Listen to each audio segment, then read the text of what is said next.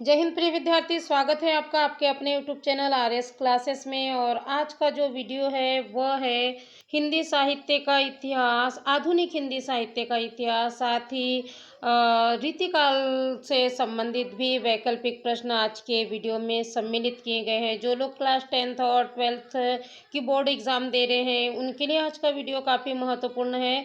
वैसे तो 9th से लेकर 12th तक के जितने भी स्टूडेंट हैं सभी के लिए वीडियो काफ़ी महत्वपूर्ण है, मगर ख़ास तौर पर जो लोग 10th और 12th की एग्ज़ाम दे रहे हैं उनके लिए यह जो आज का जो वीडियो है हिंदी साहित्य के इतिहास पर, आधुनिक काल एवं रीतिकाल पर, ये काफ़ी महत्वपूर्ण होने वाला है। और मुझे पूर्ण उम्मीद है कि यहाँ पर मैंने जो वैकल्पिक प्रश्न आपको दिए हैं इससे बाहर और कुछ भी नहीं आएगा। तो बने रहिए वीडियो पर अंत तक और मुझे कमेंट्स करके ज़रूर बताइएगा कि जो मैंने अभी जो आपको ये न्यू टाइप यानी वैकल्पिक प्रश्न जो इस वीडियो में सम्मिलित किए हैं, तो क्या आपसे सारे जो प्रश्नों का जो उत्तर है वो आसानी से बन रहा था। यदि हाँ तो भी लिखिए, और नहीं तो कहीं दिक्कत नहीं है, आरएस क्लासेस है ना आपके लिए, बिल्कुल आपके सपोर्ट के लिए। तो चलिए बिना देर के ये शुरू करते हैं आज का प्रैक्टिस सेट, जो कि है हिंदी पद्य साहित्य के इतिहास, जो कि आधुनिक काल और रीतिकाल पर आधारित है। सबसे पहला प्रश्न है, हिंदी साहित्य के इतिहास को कितने भागों में बांटा गया। याद रखिए, बार बार बोर्ड एग्जाम में पूछा जाता है हिंदी साहित्य के इतिहास को कितने भागों में बांटा गया। केवल हिंदी साहित्य के इतिहास के बारे में बोलता है तब आपको जवाब लिखना है 4 भागों में। कौन कौन से भाग है? आदिकाल, जिसे वीरगाथा काल के नाम से भी जाना जाता है और जिसकी समय सीमा है संवत 1050 से 1375 तक। दूसरा काल है पूर्व मध्यकाल, जिसे भक्ति काल के नाम से भी जाना जाता है और जिसका समय है 1375 से लेकर 1700 तक। तीसरा जो काल है वह है उत्तर मध्यकाल, जिसे रीतिकाल के नाम से भी जाना जाता है और जिसकी समय सीमा है संवत 1700 से लेकर संवत 1900 तक। और चौथा जो काल है जो आधुनिक काल के नाम से जाना जाता है और जिसका जो समय सीमा है वो है 1900 से लेकर आज तक। और मुझे पता है कि ये जो पहला प्रश्न है इसका जवाब आप सभी को पता होगा। तो चलिए अगला सवाल देखते हैं। अगला जो सवाल है हाँ वो भारतेंदु युग से है, मगर हम भारतेंदु युग बाद में देखेंगे। पहले ये क्वेश्चन देख लेते हैं, हिंदी साहित्य के आधुनिक काल को कितने भागों में विभाजित किया गया। देखिए इसके पहले एक सवाल था, मैंने पहले ही कहा था हिंदी साहित्य के इतिहास को कितने भागों में बांटा गया। कई बार स्टूडेंट कंफ्यूज हो जाते हैं, तो आपको बिल्कुल कंफ्यूज नहीं होना है। हिंदी साहित्य के यदि इतिहास को कहता है तो 4 भागों में, मगर हिंदी साहित्य के आधुनिक काल को कितने भागों में बांटा गया तब आपको जवाब लिखना है 6 भाग। और कौन कौन से 6 भाग है देख लीजिए। पहला है भारतेंदु युग, माफ कीजिए मैंने यहाँ समय सीमा नहीं लिखा है, आप लिख लीजिएगा 1850 से लेकर 1900 तक भारतेंदु युग की समय सीमा है। दूसरा है द्वैध युग, जिसकी समय सीमा है 1900 से लेकर 1920 तक। ठीक है, लिख लीजिए आप। तीसरा है छायावाद, जिसकी समय सीमा है 1920 से लेकर 1936 तक। प्रगतिवाद, जिसकी समय सीमा है 1936 से लेकर 1943 तक। प्रयोगवाद, जिसकी समय सीमा है 1943 से लेकर 1950 तक। और नई कविता, जिसकी सीमा है समय सीमा 1950 से लेकर आज तक।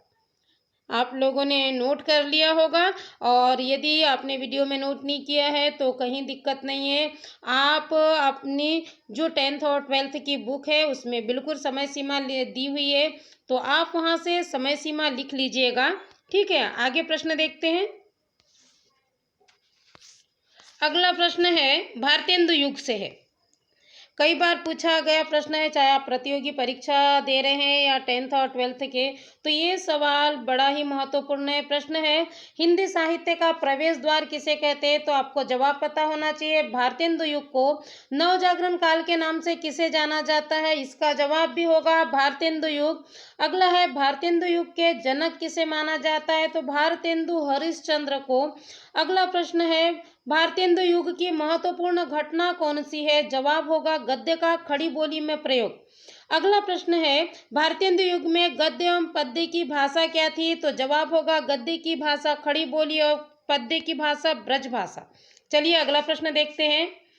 अगला प्रश्न है, अंग्रेजी शिक्षा का विरोध किस युग में किया गया? तो जवाब होगा भारतेंदु युग में।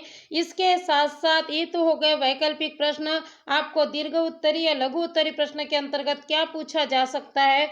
तो ये प्रश्न है, भारतेंदु युग की विशेषता बताते हुए उनके कवि एवं उनकी रचना लिखिए। आपको बुक में बकायदा 10th और 12th की एमपी बोर्ड की जो बुक है उसमें भारतेंदु युग की विशेषता एवं उनके कवि, उनकी रचनाएं दी हुई है। तो आप बुक से भारतेंदु युग की जो विशेषता है एवं कवि एवं उनकी रचना देख लीजिएगा।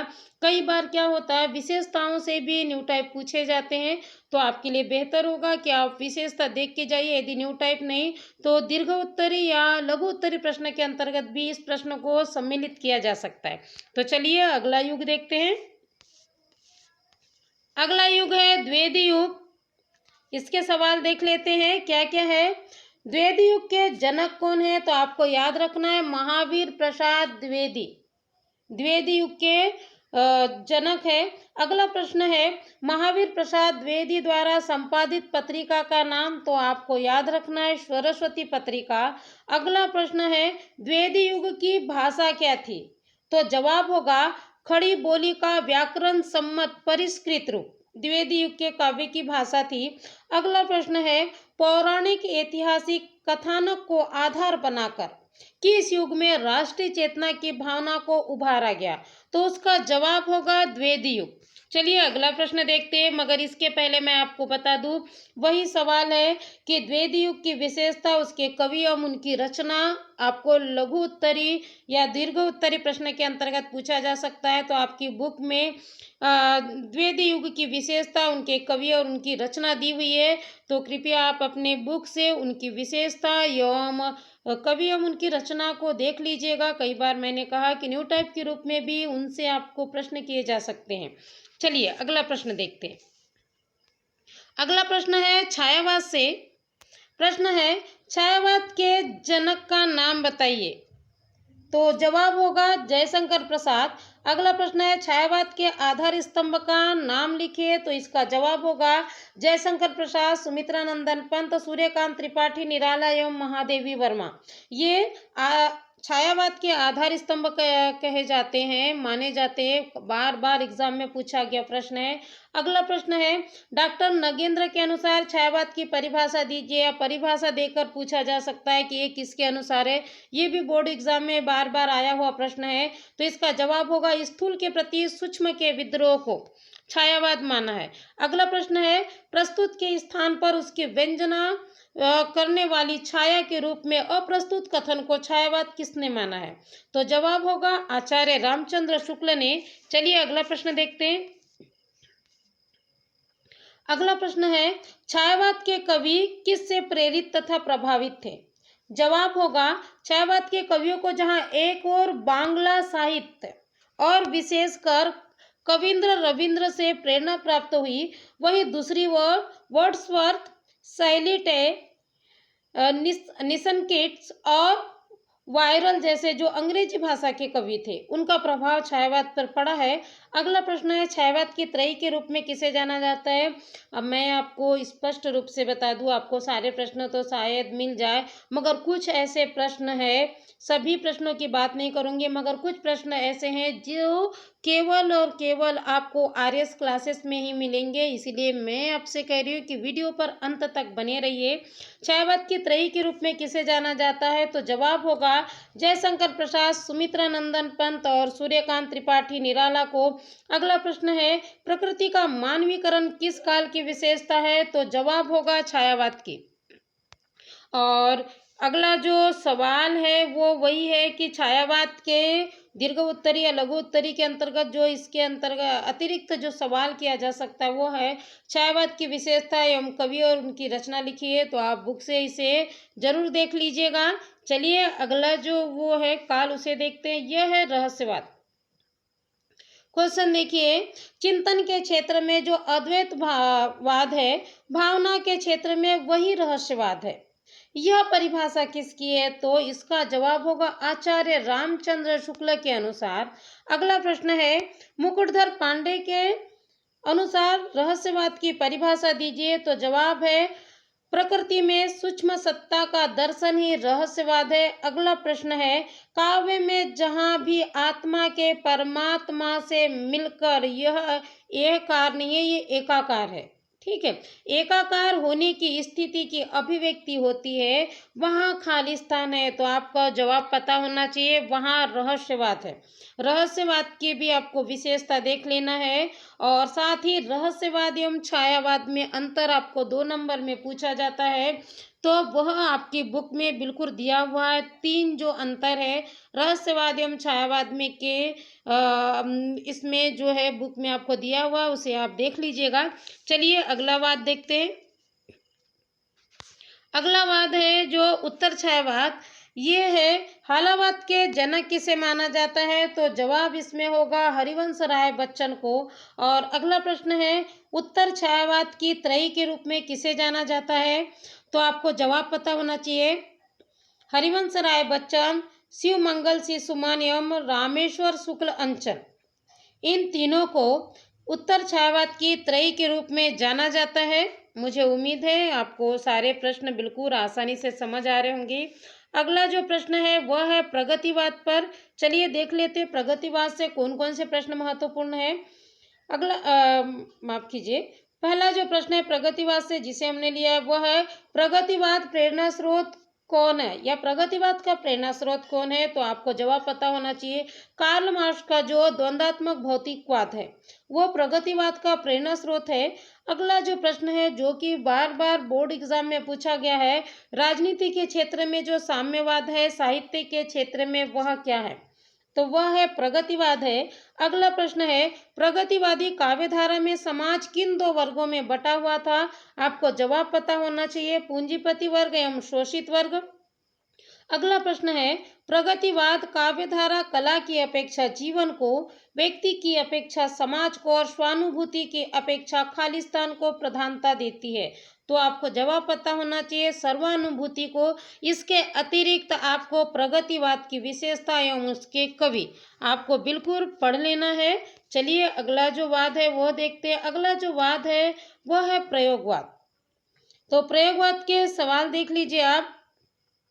पहला प्रश्न है प्रयोगवाद का जनक किसे माना जाता है। तो आपको पता होना चाहिए अज्ञेय को, जिनका पूरा नाम है सच्चिदानंद हीरानंद वात्स्यायन अज्ञेय।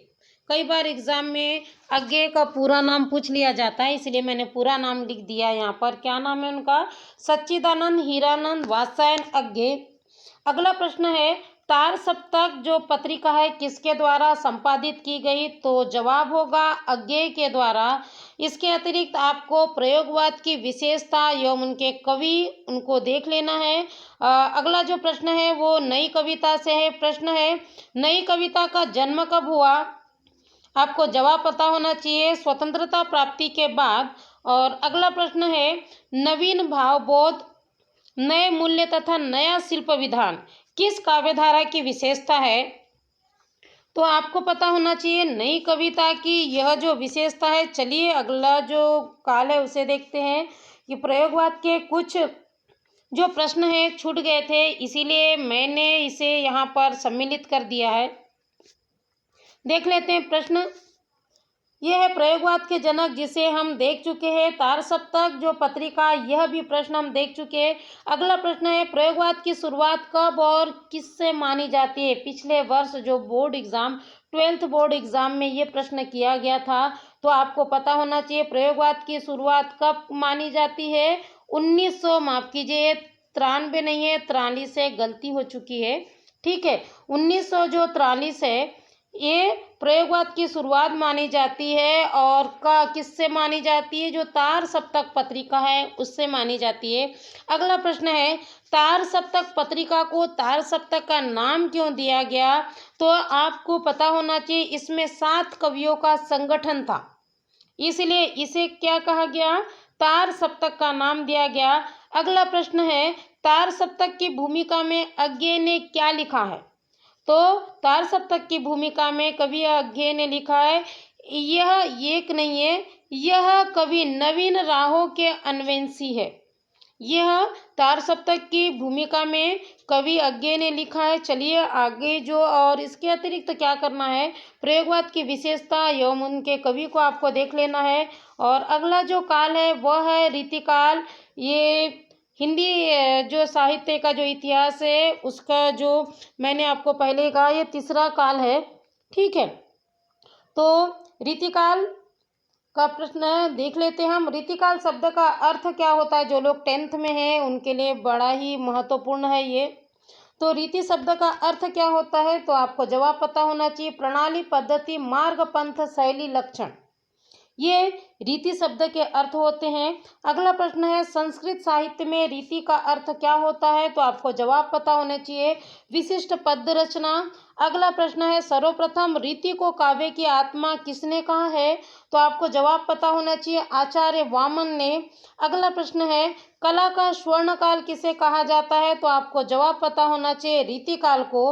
अगला प्रश्न है, रीतिकाल को रीतिकाल नाम किसने दिया, तो आपको जवाब पता होना चाहिए, आचार्य रामचंद्र शुक्ल ने रीतिकाल को रीतिकाल का नाम दिया है। अगला प्रश्न है, रीतिकाल को कितनी धाराओं में विभाजित किया गया, तो आपको जवाब पता होना चाहिए, 3 भागों में, रीतिबद्ध काव्य धारा, रीतिमुक्त और रीतिसिद्ध काव्य धारा। अगला प्रश्न है, रीतिकाल की प्रमुख जो काव्य भाषा कौन सी थी, तो आपको जवाब पता होना चाहिए, ब्रज भाषा।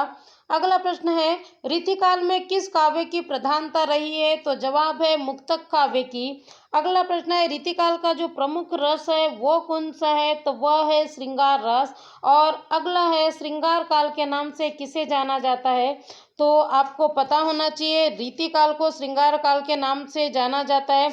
इसके अतिरिक्त आपको क्या पढ़ना है, मैंने पहले ही आपसे कह दिया है कि आपको रीतिकाल की विशेषता एवं उनके कवि और उनकी रचना देखना है। और मुझे उम्मीद है जो लोग 10th और 12th के जो लोग एग्ज़ाम दे रहे हैं, क्योंकि अब एग्ज़ाम के लिए अधिक समय नहीं रहा है, तो ये जो मैंने आपको न्यू टाइप दिए हैं शायद अधिकतर बच्चों से सभी प्रश्नों के जवाब बन रहे होंगे। तो क्या आपसे सारे प्रश्नों के जवाब बन रहे थे या नहीं बन रहे थे, प्लीज़ मुझे कमेंट्स बॉक्स में लिखकर ज़रूर बोलिए। और आपको ये भी बताइए कि आपको मेरा यह वीडियो कैसा लगा। और आपकी जो बोर्ड एग्ज़ाम के लिए आपको ढेर सारी शुभकामनाएं। धन्यवाद।